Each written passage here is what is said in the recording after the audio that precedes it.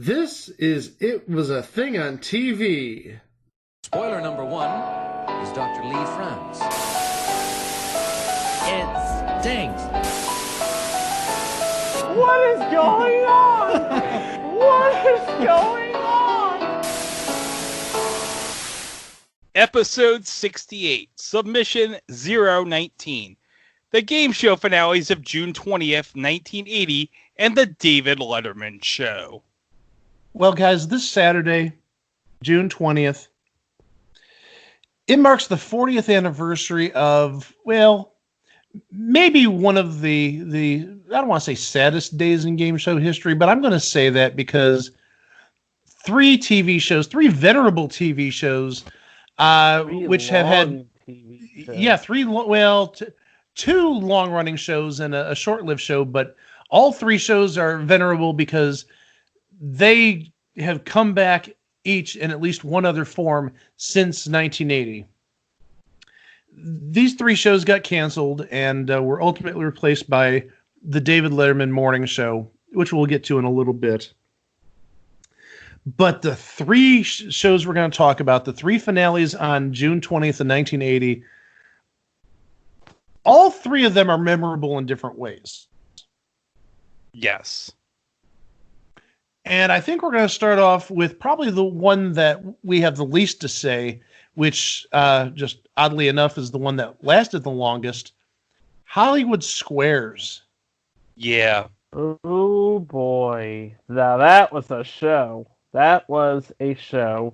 You remember back one episode ago, we were talking about Break the Bank and how that was a thinking man's Hollywood Squares. Now here's, well, if it weren't for Hollywood Squares, we wouldn't even have Break the Bank. So there you go. At least the 1976 version of Break the Bank. Yeah. Well, this episode, I don't know. I don't remember much of anything happening. It was a pretty standard game show episode, outside of the fact it was the last episode. And obviously, after 14 years, emotions are going to run kind of high. Yeah. This is from, again, our friends at Fandom. In the final episode of the daytime series, which by that point had an alternate contestant area and new theme music, the contestants playing that day were tied at one game apiece, but there wasn't enough time to play a tiebreaker game. So to make up for it, both contestants won an additional $200, and each selected a star and won a prize for their troubles. And after the final commercial break, the show's staff gathered around the contestant area for one last goodbye. And I mean, very emotional too, because that's the end of an era. 14 years on NBC. Yeah. Mm-hmm. And some of the celebrities that were in the squares that day included our good friend Tom Poston. What? This is the final episode? Oh no! Yeah, and he was actually promoting Mork and Mindy. He had a Mork and Mindy sweatshirt on. Oh, nice. Yeah, and you also had Vincent Price in the squares. Oh man! And Rose Marie. Of course, can't forget about Rose Marie. And also Leslie Uggams, who would later go on to work with Peter Marshall on future installment Fantasy. Oh! Yeah. Okay. And you had George Gobel. I mean, this is all the big Hollywood Squares celebrities. Marty Allen, Charlie Callis, and then in the center square, you had Waylon Flowers and Madam. Because you got to remember, at this point, Paul Lynde was not on really good terms, and he had left the show. But he did return for the final syndicated season in Vegas in the fall of 80. Yes, he did. They made up, and he was the center square in the Vegas season. But yeah, this wasn't terribly memorable, especially for being the last show for a series that lasted 14 years. But yeah, emotions are going to run high because you work with people for 14 years. You're going to get a little emotional. They're almost like family at that point. But in terms of the gameplay, by no means was it as memorable as either of the other two shows that we're going to mention. No. The first of which, we'll start with High Rollers. Oh, yeah. Oh, I love high rollers. Yeah, High Rollers was I love High Rollers too, but this last episode of High Rollers, Oh, that's a future installment if ever I heard one. what, the last episode of High Rollers? The last episode of High Rollers. Well, that's why we're here, my friend. We're going to get it out of the way. What can we say about the last episode of High Rollers? There's so much to break down in so little time. Well, let's start off with the host, Alex Trebek. He might have been a little drunk on the finale. He might have been. He might have been either drunk or he was on the wacky tobacco. There was something wacky going on for sure, because we're used to the pretty straight-laced Alex Trebek. You know, sometimes he gets a little goofy, but on the High Rollers finale, he was Loopy the Loop. Yes. That's a good way of phrasing it. Yeah. Staying alive with the Bee Gees. Many Moon Come a Niner. Richard Rouletta, who likes to roll. Yeah. And at the end, talking about drinking wine, and one of the models on the show was pregnant because she drank too much wine. But also, and we cannot talk about this episode without bringing up maybe the most bizarre, but also maybe the greatest prize in game show history. And the most mysterious prize in game show history. In some ways, yes. An antique Chinese fishbowl valued at $10,000. You heard me. An antique Chinese fishbowl valued at $10,000. $10,000 40 years ago. When we come back, and return we will, we're going to add something to it. Fish. Yeah, because no one won it. Yeah, no one won it. I want to know what fishbowl is worth the value of 2 cars. And also, where is this Chinese fishbowl today? That's a good question. Did some Merrill Heater Bob Quigley employee ended up taking the fishbowl with them, and it's been in someone's house for like the last 40 years? I actually did a search for antique Chinese fishbowl on Google. What did you find? What did you find, Mike? Okay, I found a 19th century Chinese famille verte fishbowl.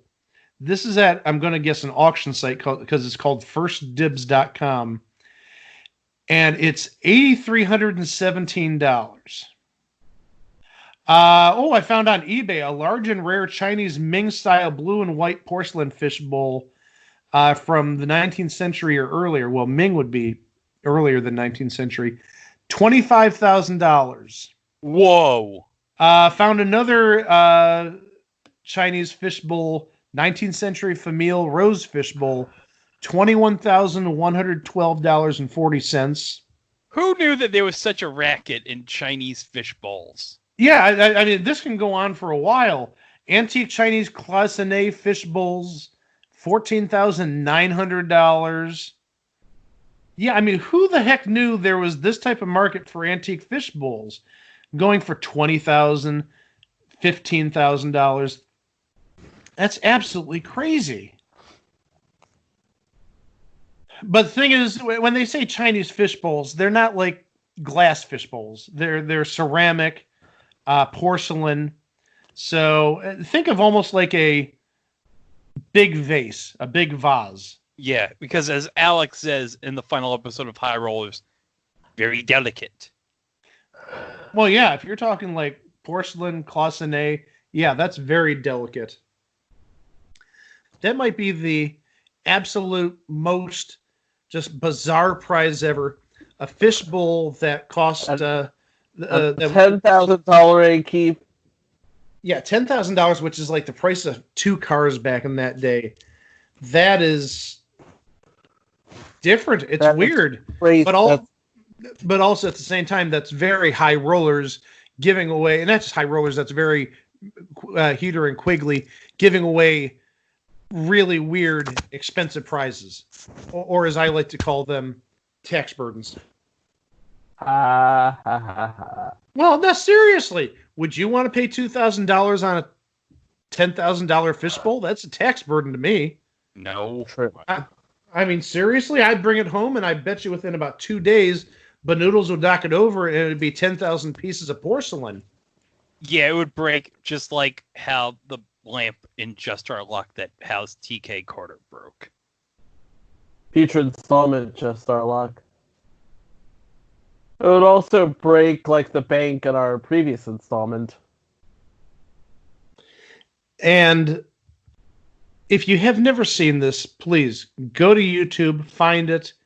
It's absolutely surreal because Alex Trebek has to be on the influence of something, especially since it was the last show and the attitude wasn't as down as Hollywood Squares. I mean, they did acknowledge, yeah, we did 2 years on NBC previously, and then we did 2 years on NBC in the new High Rollers. But you didn't have, the whole cast and crew come out. You didn't have Alex Trebek sad because he was probably too, intoxicated to be sad. Too under the influence, let's say. Yeah. But He knew in a couple of years he would be on Battlestars and all would be forgiven. I don't know. Yeah, 4 years later he'd be on Jeopardy, and that's, history. Yep. But then the third one, this I think is where we're going to talk a little bit. Chain Reaction. Oh, but yes. And if you don't know what Chain Reaction is, you may have seen it either on the USA Network with Jeff Edwards or on GSN in the mid-2000s with Dylan Lane. And there was a GSN again within the last few years with Mike Catherwood. And also, don't forget the USA version with Blake Emmons back in 1986. Oh, future installment, the Chain Reaction with Blake Emmons and the $40,000 Chain Reaction. Oh, yeah, the final season of the Jeff Edwards Chain Reaction. Oh, $40,000. We could do the whole series, but definitely the Blake Emmons version and definitely the last season of the $40,000 version, yes. It was very Canadian, eh? It was very Canadian. Well, this show, it didn't have the longevity of the other two shows when it originally aired. We talked about Hollywood Squares was on for 14 years, and we talked about High Rollers was on for 2 years. Chain Reaction was only on for a little bit under 6 months. However, as we mentioned, it has seen life numerous times. We mentioned the USA version, and we mentioned 2 different reboots on GSN. So this is a show that's had 4 lives now. The final episode was a little goofy, specifically at the end. The game played out pretty normal up until like the last 5 to 7 minutes. There was time left over at the end of the show, and as some shows may do, they'll have celebrities playing for charity, or they may have the contestants play each other for bonus money that's split amongst each other. Well, they decided we're going to play a game of the instant reaction round, the bonus round, but we're going to utilize all 4 players. And so what they did is you had 2 players, 2 of the contestants in the seats that the celebrities would sit in during the normal bonus round. They had 1 celebrity in the contestant chair, the response chair, and then 1 other celebrity was standing by. And the whole idea was after each word, everybody rotates a seat. So the person in one celebrity seat moves over to the other celebrity seat. The person in the leftmost celebrity seat from the point of view of the camera then becomes like the person in the waiting area. The person who's not playing then moves into the contestant area. And then the person who was in the contestant seat moved to the rightmost celebrity seat. So they rotated after every word. And what this was, if you think about it, was like a bare bones version of future installment Go. Yeah. And Go is beloved. Go didn't last that long, but it was a heck of a show. And also on top of that, just one of the very interesting clues, thanks to Betty White, and gosh knows, we love Betty White in these parts. Oh, Who yeah. doesn't love Betty White? Let's just say that. Betty White's a national treasure. Darn right I she love is. Betty White. Everybody loves Betty White. So in a bonus round, I believe it might have been the final bonus round, the answer was Adolf Hitler. Yeah, maybe we can't use that nowadays, but No. so her and her partner, It was Ron Silver, I believe. I believe it was Ron Silver. You're right. Yeah, Three- Ron Silver of future installment skin. Oh my. Everybody's got a future installment. So the question they came up with was, who was the, and then Betty White said, Schickelgruber. And what? What's a Schickelgruber? Nobody knows what a Schickelgruber is. And what Schickelgruber is was actually Hitler's mother's last name. So it wasn't Wow. any sort of like weird German word or some sort of fake word, but it's like Betty White came up with Schickelgruber. That just, I was sort of taken aback by that.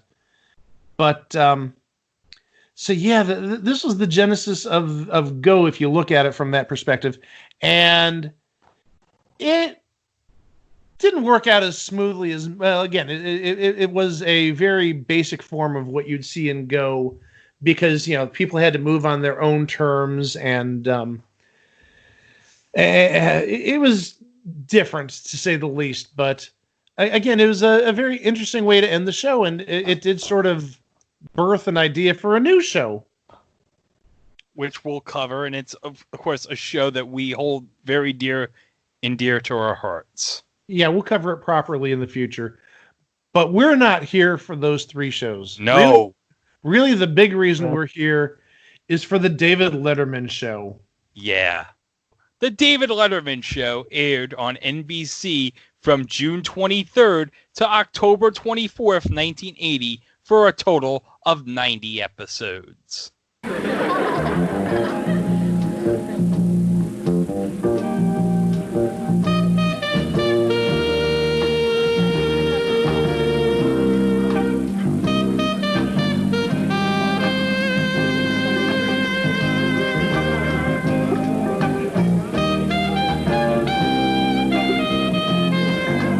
It's the David Letterman Show, live with Valerie Bromfield, Edie McClure, Bob Sarlott, Edwin Newman with NBC News, and Frank Owens and the David Letterman Symphony Orchestra.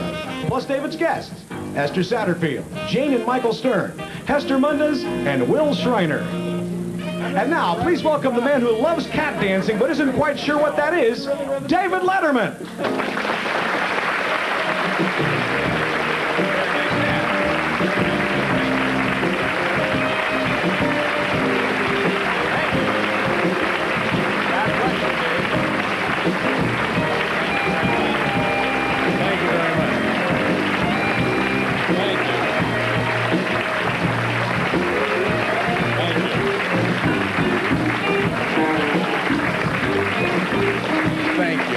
Thank you very much. That was very nice of you folks. Good morning and welcome to the television program here. So yes, folks, everybody's story has to start somewhere. And for a kid from Indianapolis, this was the beginning of what would be a long career in the talk show business. And watching this show, you could sort of sense that this was like, again, we talked about the bare bones version of Go. This was like the bare bones version of what we'd see in his later shows. Yep. You can see a genesis forming for what would become, in a year and a half later, Late Night with David Letterman. Yeah. Oh, absolutely. Absolutely. It was very off the wall, little bizarre. had a very interesting cast of characters who we'll talk about in a little bit. And also, it even had a news break in the middle of the show, a live news break. Yeah, that was surreal to see. Well, it was the middle of the morning, so you would totally understand that. Because and this was the day before cable news, so people needed to know what was going on. So this show, middle of the morning, David Letterman, cavalcade of celebrity guests, interviews, strange comedy bits, and something that his later shows did not have was a team of writers who would appear with him on camera. Oh yeah, they'd appear on camera. Yep. And among the people that would appear on camera, you had Edie McClurg. Oh, our favorite of ours, Edie McClurg. Yeah, I mean, what hasn't she been on? Hi, Mrs. Poole. And also, and we're going to do a future installment on this person, because this person has a very diverse history, a very diverse background. Rich Hall. Yes. The man who gave us Sniglets. The man who gave us Sniglets, among many other things. He is definitely a character who's deserving of a very deep dive into his background and his career, because he did Sniglets. If you don't know what Sniglets are, you're clearly a kid from a younger generation. Because, Sniglets, oh my gosh. My history teacher in high school, he had a Sniglets calendar, and that's how he started every day. He'd read the Sniglet out to us.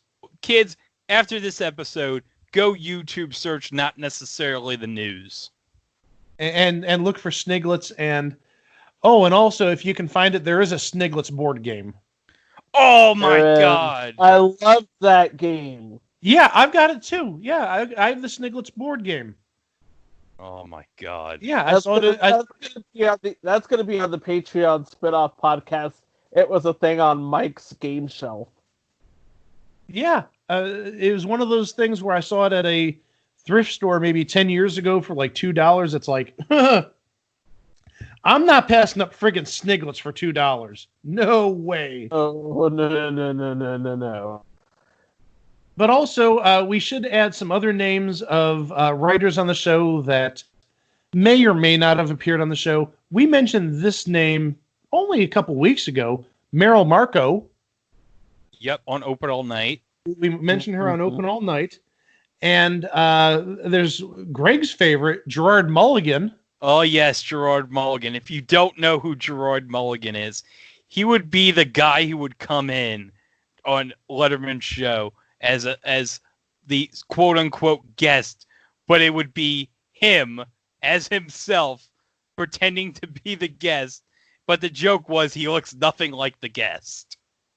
Oh, yeah, and we're going to talk more about Gerard Mulligan later this year when we cover David Letterman shows within the TV show. Yeah. Yeah, because he was Michael Jackson in E's reenactment of the Michael Jackson trial.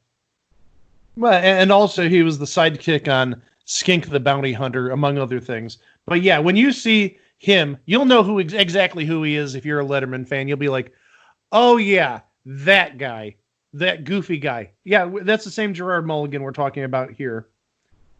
And then on the production staff side, one name that sticks out is Ed Hall. Yes, Ed Hall, who would, of course, later be the announcer for The Tonight Show with Jay Leno. But also, he figures prominently in Letterman Show within the show because he plays one of the troubled teens in one of our favorite shows within the show on Letterman, Father Biff. Plus, also, Ed Hall was the announcer on another future installment, Merv Griffin's Crosswords. And one of the other people on staff was Barbara Gaines, who would go on to be the executive producer of The Late Show on CBS. So you definitely had a good stable of people who would follow Letterman for years. I mean, Edie McClurg didn't go with Letterman to NBC's Late Night Show or CBS, nor did Ed Hall. But if you look at Merrill Marco and Gerard Mulligan and Barbara Gaines, and we haven't even mentioned Biff Henderson. Nope. Yeah. He was actually the original, from beginning to end, stage manager for David Letterman. Yeah, and also Hal Gurney. And fun fact, you know who originally produced the show? Bob Stewart.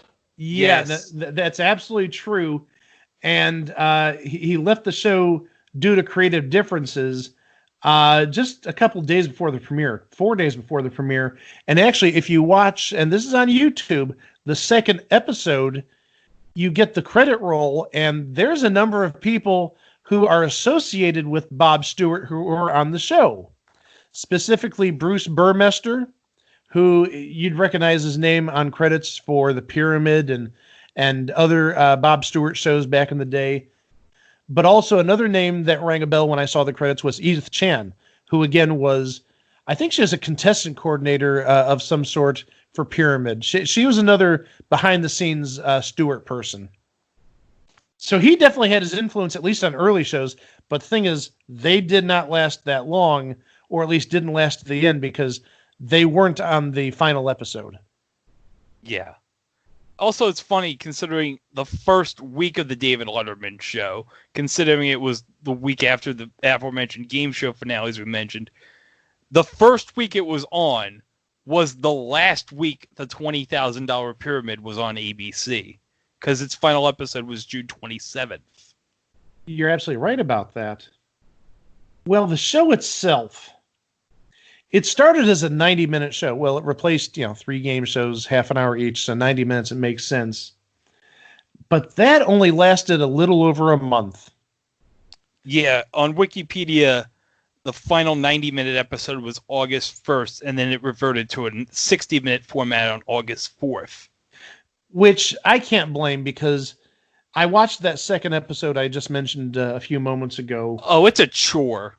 It's a drag. Exactly. It is. It would not be. It's not for a daytime audience, basically. Well, also it's not for a 90-minute show. That was a very drawn out 90 minutes. So it cut back to 60 minutes, starting on August 4th of 1980, and it worked a little bit better, but. It was just a little too bizarre for daytime, I think. Again, this is like the genesis of the late night show, but it was just...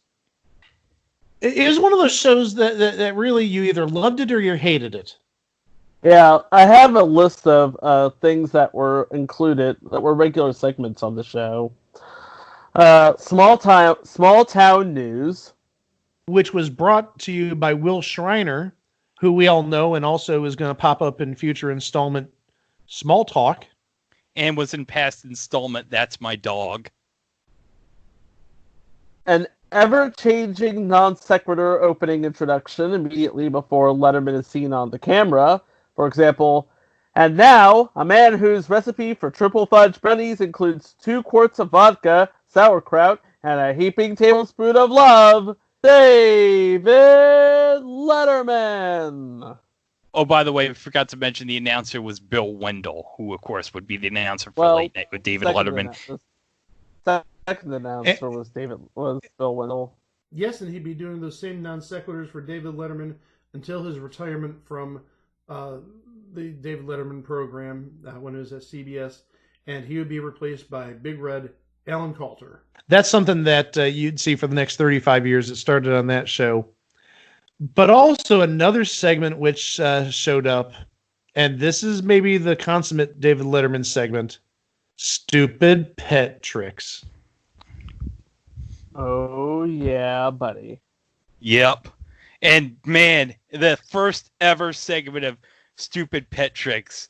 Man, I know Dave's meant to be sarcastic, but I'll tell you what, when it comes to how this staple became on all of his shows, this was spot on. Good morning and welcome to the show. My name's David Letterman. Happy to have you folks here. And what a day you have selected to join us. In addition to Esther Satterfield, who's been here all week, and Edwin Newman will be joining us with an NBC News update.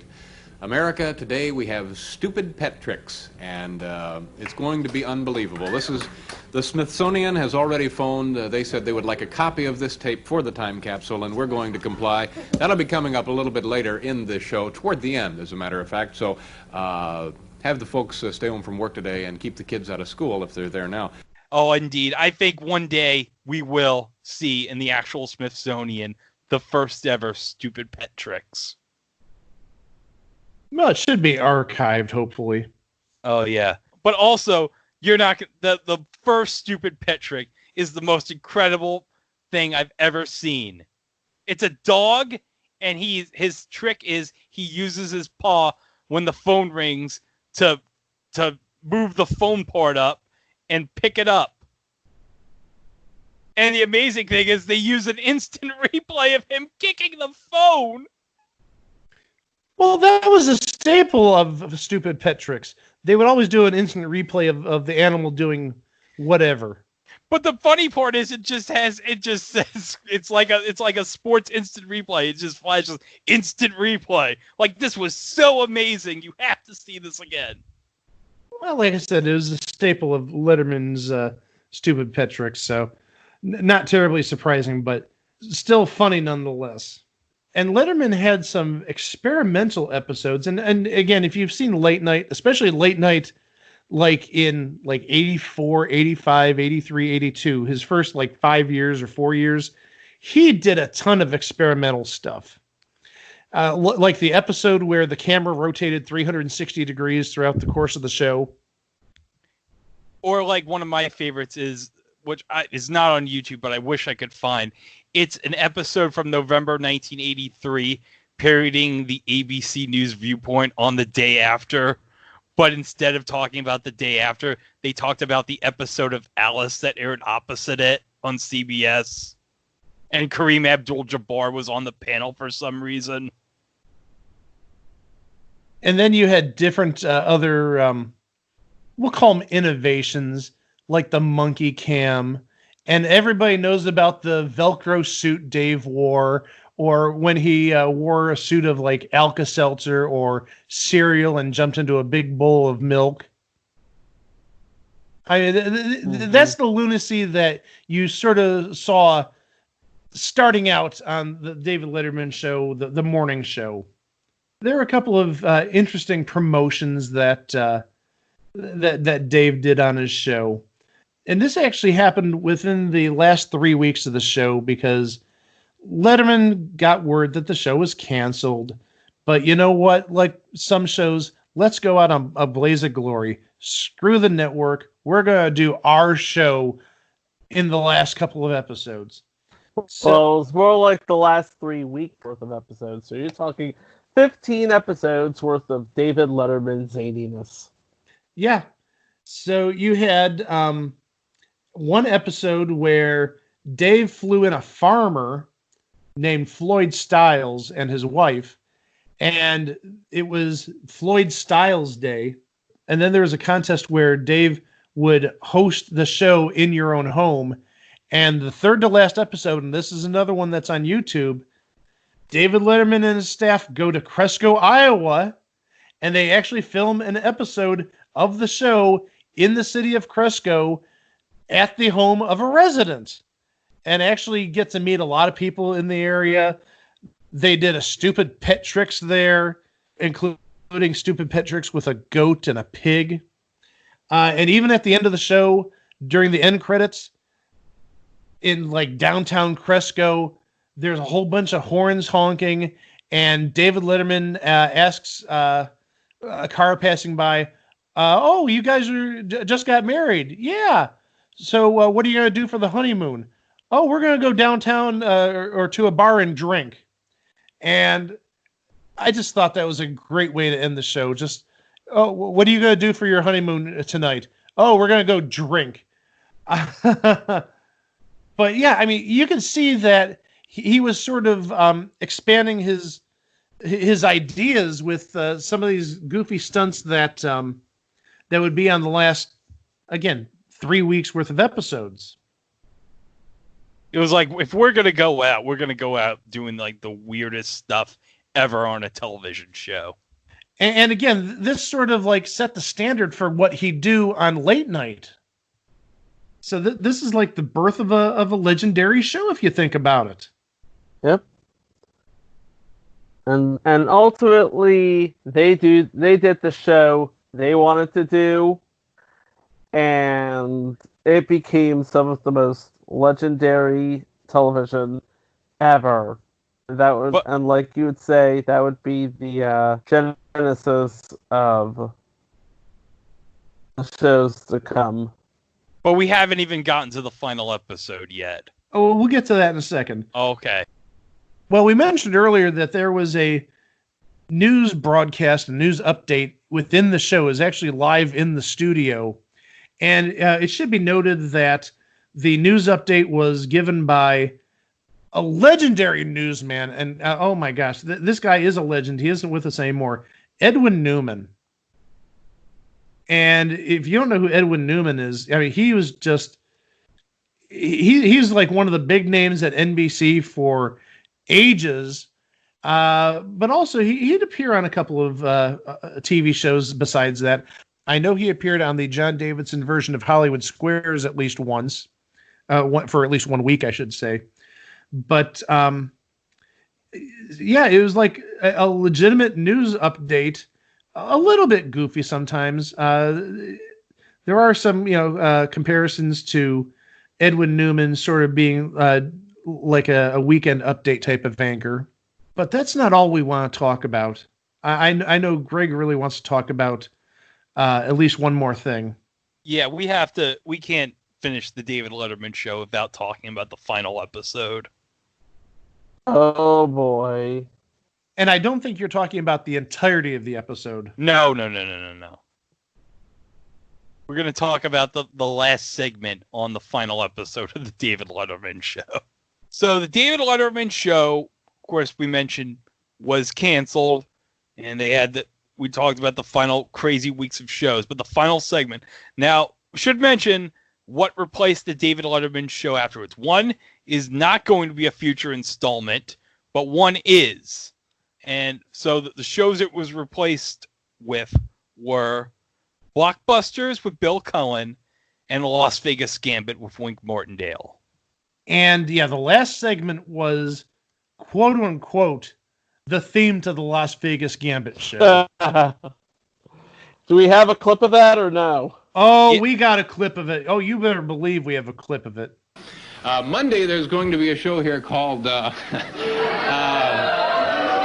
it's called Las Vegas Gambit, and you're going to be hearing a lot of these things. And the neat part about this show, and I'll be watching, you darn bet I'll be watching, is it features the excitement of Las Vegas plus a human deck of 52 cards. Now here to sing a visual tribute to that show, Harv Mann, ladies and gentlemen, and our salute to Las Vegas Gambit.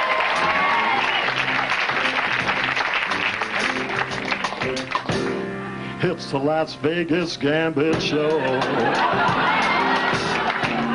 The Las Vegas Gambit Show. With cash and fabulous prizes on NBC. It's not just cash and not fabulous prizes. It's a mixture of the two, cash and fabulous prizes. Always on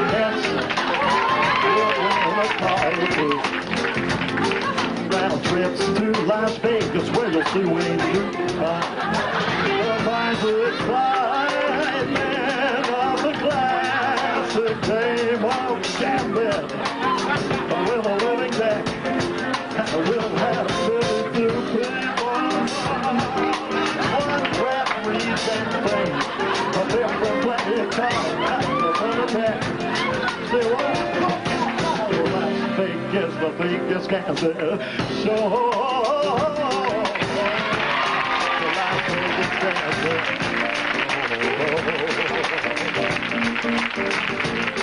From 10 to 10:30 mornings, right before blockbusters. It's for preschoolers. It's for you as at home. You can win a trip to Rome or a styling comb. You'll win a boat and you'll win a furniture. But just because you're you, you'll win some things for her. Cause that's the excitement of the classic potato panda. For the living grand. 52 people. He's representing a playing card, wherever the better out there.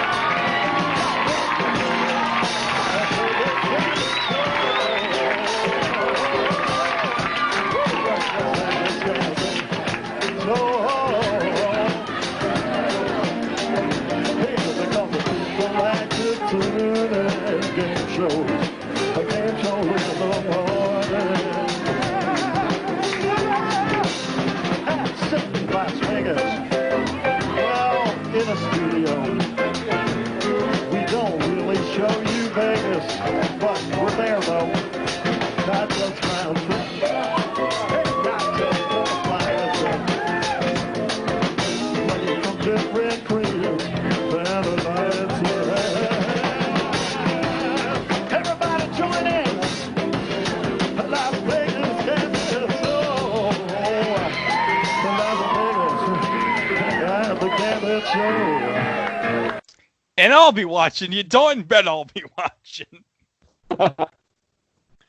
And also, in case you didn't notice, the music to the Las Vegas Gambit theme was the David Letterman Show theme. That's very meta.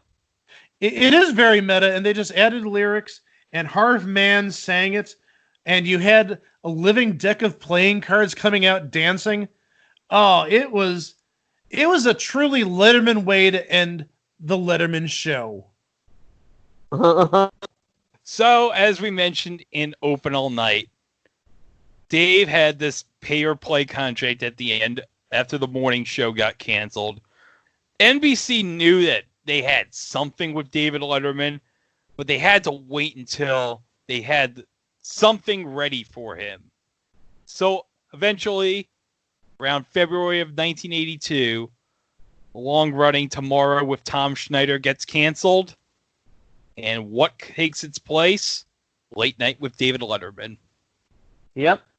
So yeah, that would be the start of what would become the NBC late night franchise at 12:30 that started with Dave for 11 years, continued with Conan O'Brien, then Jimmy Fallon, and is now carried on today by Seth Meyers. Mm-hmm. And in the meantime, after the David Letterman Show and until Late Night with David Letterman premiered, well, it was pay or play. Well, he didn't play, so NBC had to pay. He got paid about $1 million over that next year for doing nothing. Boy, that's a charmed life. Yup. Well, also, let's remember, he did make one little appearance, which we talked about a couple of weeks ago. Yeah, refer back again.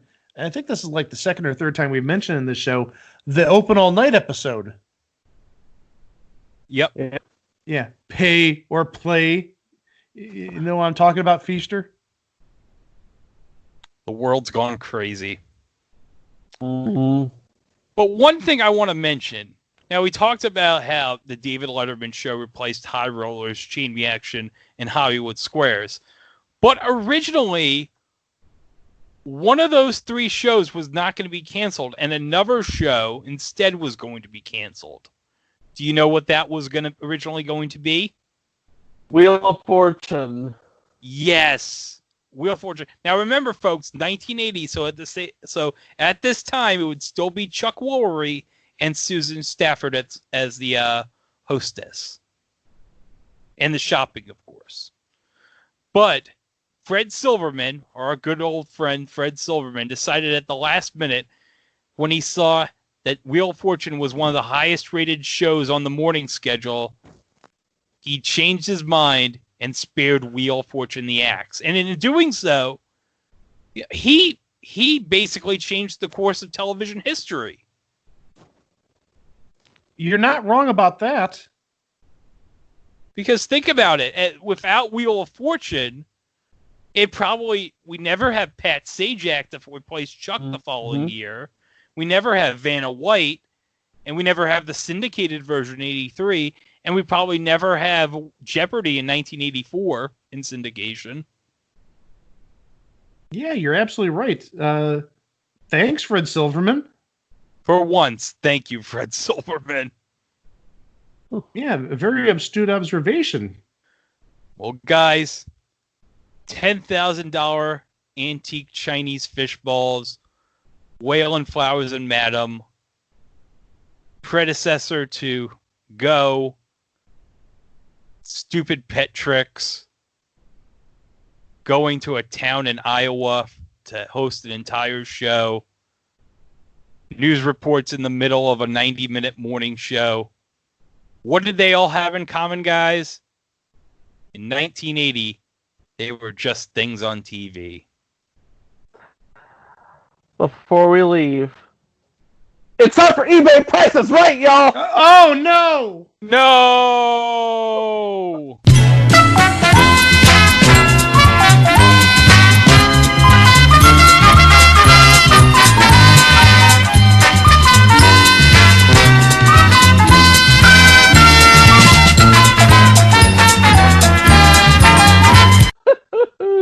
You're gonna love this. You are bidding on a David Letterman high school yearbook. Oh my gosh. Yep. It has two pictures of Mr. Letterman, and I'm looking for the buy it now price. Of course, the shipping is free because you're gonna really you can't pay for stuff like this. I'm sorry. So a bid on a David Letterman high school yearbook. Okay, who's bidding first? Greg, why don't you do it? Okay, high school yearbooks. I know celebrity high school yearbooks usually go for a lot on eBay. So I'm going to say $175. Okay, Mike? Oh, darn. I was hoping Greg would go low because I was going to say the exact same thing. I know celebrity yearbooks go for a lot of money on eBay. I'm going to go a little bit higher. I'll say $199. Okay, Greg, you said 175. Mike, you said 199. This is for his junior year, and you're both over. Okay, so we got to make other new bids. Yeah, okay. Go lower than 175. I'm going to go 120. Greg says 120. Mike? I'll go $124.99. 120, 124.99. 1964 David Letterman High School Yearbook Junior Year goes for $149.99. Mike wins it. And this would be 11 years. This is 11 years before you were born. Can you imagine that? I didn't even know paper was invented back then. Oh. Yeah, I thought they just etched photos on stones or something like that. Oh boy. that would be my alma mater. Anyway, 83 of the episodes of the David Letterman Show are being held in the archives of Worldwide Pants. The finale was shown as part of his 15th anniversary in 1997, and some episodes are available at the Paley Center in New York. So, quick subway ride for Greg, quick bus ride for Mike. A plane ride for me. Would be a quick bus ride for me, but regardless.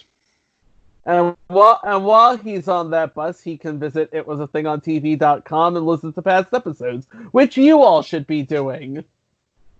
Yeah. Yeah, listen to us during your commute. And if you're not working yet, listen to us at home. Mm-hmm. And and I mean, now with this episode, we've got close to 70 episodes. I mean, actually, we're over 70 episodes if you include episode 0. So yeah, I mean, there's over 70 episodes on the website And the live shows. Well, yeah, including the live shows. I mean, there's 68 regular episodes, 2 live shows, and then the episode 0, the pilot, if you will.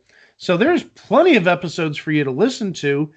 And if you like what you hear, or if you don't like what you hear, or if you got some ideas, definitely let us know at our social media sites. You can drop us a line on Twitter, also known as Jack Dorsey's Hate Box. You can also contact us on Facebook, also known as Mark Zuckerberg's Hate Box. And there's also Instagram, Mark Zuckerberg's Photo Box, and and Tumblr, which nobody gives a damn about. But also we have a Discord. Feel free to drop by the Discord. The link is on itwasathingontv.com. Drop by, and there's a text chat room devoted to the show. Feel free to chime in, give us your feelings, give us your feedback. Give us ideas. Just talk television in general. We've been talking there for the last couple of days about not a future installment necessarily at this point, but it's awfully darn early. A TV show on ABC called Don't. Yeah. The new Adam Scott game show, which is a Ryan Reynolds creation. Yeah. Ryan Reynolds is the announcer. Yeah. By announcer, we mean the voice of God. Well, he is Deadpool. True. Yeah, and the best way I can describe it, if you haven't seen it, is it's the absurdist anti-game show. Or as I like to call it, Deadpool, the game show. That's actually not a bad description. Deadpool, the game show. That sort of fits. Yep. But anywho, don't worry about Don't for now. And speaking of don't not like and subscribe. Don't not rate and review. And don't not share, because sharing is not caring. Man, my high school English teachers are going to strangle me if they hear this. They're going to shake their head and say, where did we go wrong with that kid? If Mrs. Romero, my high school English teacher, is listening, we're sorry. We're so sorry. Yeah, and if by chance, and I doubt either of them would be listening to this, if Dr. Beale or Miss Anthony is listening, I'm sorry. But also at the same time, I'd be mightily impressed if 80 and 90-year-olds listen to this podcast. Well, if my family friend Marilyn Supon's listening to this, she's probably thinking that Greg's friend Mike, he's got some really terrible English. Hey, I'll be the first to admit it. I did not do well in English, but it wasn't because of the grammar. That's another story for another day for the podcast. It was a thing in Mike's educational background. Oh, jeez. Yeah, that's going to be our super ultra Patreon podcast. You'll get, it was a thing at the arcade. It was a thing at the movies. It was a thing in Mike's educational background. Well, next week we have 2 episodes that are drawn together by a common theme. Yeah. What's the theme? Spoilers? Yeah, you'll find out next week what the theme is, but yeah. But for now, hey guys, I'll tell the story next week. Well, you'll have to tune in for that story. Yeah.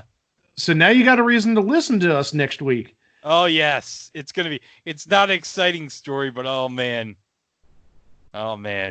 it's a Greg story. It's a Greg story. Yeah, which means who knows what it's going to be about.